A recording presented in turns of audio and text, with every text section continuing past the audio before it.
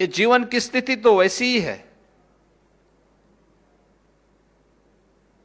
किसी का इंतजार नहीं करता है। हमें काल की गति से 2 कदम आगे चलने के लिए अपने आप को तैयार करना होगा। जो व्यक्ति, समाज या देश काल की उस गति को पहचान नहीं पाता है, वह काल की चपेट में स्वयं आ जाता है। क्योंकि काल की गति तो वही है जिसके बारे में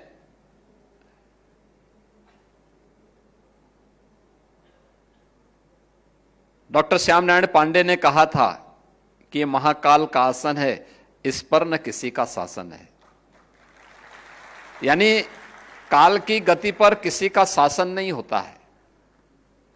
कोई ये मान करके चले कि मैं समय की गति को अवरुद्ध कर दूंगा, ये उसकी गलत फहमी होगी।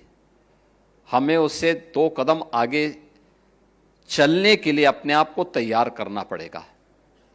अगर हम चलेंगे तो प्रगति करेंगे।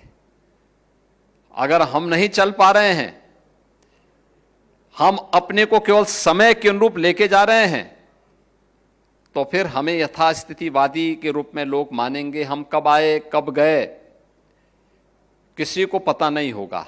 लेकिन अगर हमारे कारण संस्थान को नुकसान हो रहा है तो मान के चलिए कि आने वाली पीढ़ी कभी हमें माफ नहीं करने वाली है, कभी माफ नहीं करने वाली है।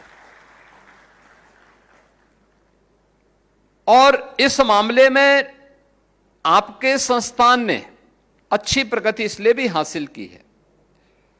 आयुर्विज्ञान संस्थान 5 वर्ष में, डॉक्टर राम मनोहर लोहिया आयुर्विज्ञान संस्थान 5 वर्ष में प्रदेश के अंदर जो हमारे 3 टॉप के चिकित्सा संस्थान है, जिसमें KGMU 110 वर्ष की अपनी आयु पूरी कर चुका है, तो स्वाभाविक रूप से वह तो आगे रहेगा ही रहेगा। SGPGI वह भी कमोवेश 4 दशक पुराना है, लेकिन आप लोग 5 वर्ष में या 19 वर्ष में एक लंबी छलांग लगा करके प्रदेश के अंदर 25 करोड़ की आबादी में आपने नंबर 3 के स्थान के साथ तीसरे 3 टॉप के जो संस्थान है, टॉप 3 में हम अपने आप को स्थापित कर चुके हैं। ये चीजें दिखाती हैं कि हमारी दिशा सही है, हमारी लीडरशिप सही है, हम सही दिशा में आगे बढ़ रहे हैं। भौतिक चुनौतियां आती हैं, लेकिन टीम वर्क होता है, कार्य करने का जज्बा होता है, तो वह लोगों के मन में एक नई उत्साह का संचार करता है। आपके लिए यह अवसर इसलिए भी महत्वपूर्ण है क्योंकि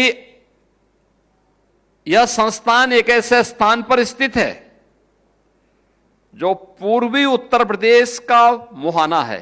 पूर्वी उत्तर प्रदेश का हर पेशेंट सबसे पहले RML में आता है, सबसे पहले यहीं पे आता है।